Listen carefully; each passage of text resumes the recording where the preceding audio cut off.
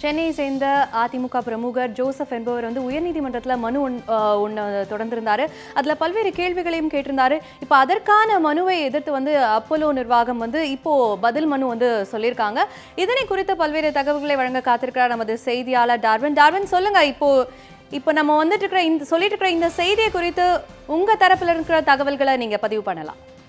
அதாவது சென்னை அரும்பாக்கத்தை சேர்ந்த ஜோசப் என்பவர் வந்து அதிமுக பிரமுகரான ஜோசப் என்பவர் சென்னை உயர்நீதிமன்றத்தில் ஒரு வழக்கு தொடர்ந்திருந்தார். அதாவது ஜெயலலிதாவின் மரணமானது ஒரு மர்மமான முறையில் இருக்கிறது. அவங்களுக்கு கொடுக்கப்பட்ட சிகிச்சை என்ன என்பது குறித்து எந்த ஒரு விவரமும் தெரியவில்லை. மேலும் வந்துட்டு இவருடைய இந்த மரணம் குறித்து உச்ச நீதிமன்றத்திலே ஓய்வு பெற்ற நீதிபதிகள் 3 பேரை கொண்ட ஒரு குழு அமைத்து விசாரிக்க வேண்டும்.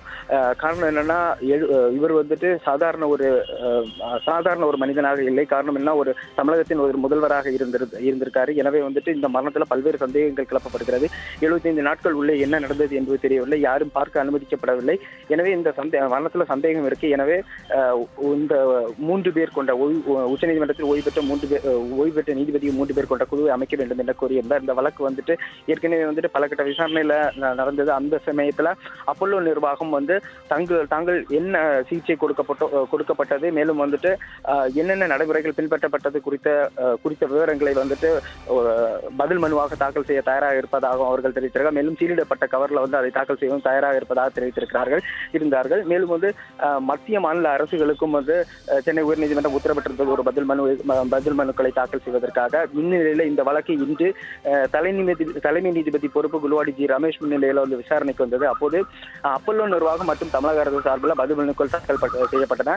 இந்த பதில் மனுவில், அதாவது அப்போலோ நிர்வாகம் சார்பில் தாக்கல் செய்யப்பட்ட பதில் மனுவில் ஜெயலலிதாவிற்கு கொடுக்கப்பட்ட சிகிச்சை குறித்த விவரங்களை வந்துட்டு வெளியிட முடியாது என்று முதல்ல தெரிவித்திருந்தாங்க. காரணம் என்னன்னா, இந்திய மருத்துவ கவுன்சிலின் விதிகளின்படி ஒரு நோயாளிக்கு கொடுக்கப்பட்ட சிகிச்சையை வெளியிடக்கூடாது என்று இருக்கிறது. எனவே தான் நாங்கள் அந்த ரகசியம் காத்து வருகிறோம் என்று அவர்கள் தெரிவித்திருந்தார்கள்.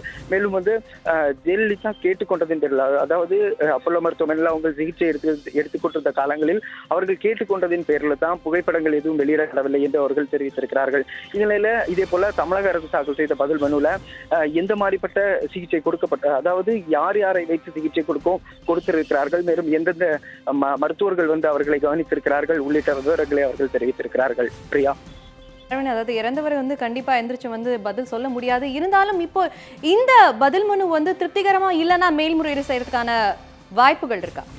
அதாவது இன்னும் வந்து மத்திய அரசு வந்துட்டு இன்னும் பதில் மனு தாக்கல் செய்யப்படவில்லை. இந்த மத்திய அரசு வந்துட்டு கால அவகாசம் கோரியிருக்கிறார்கள்.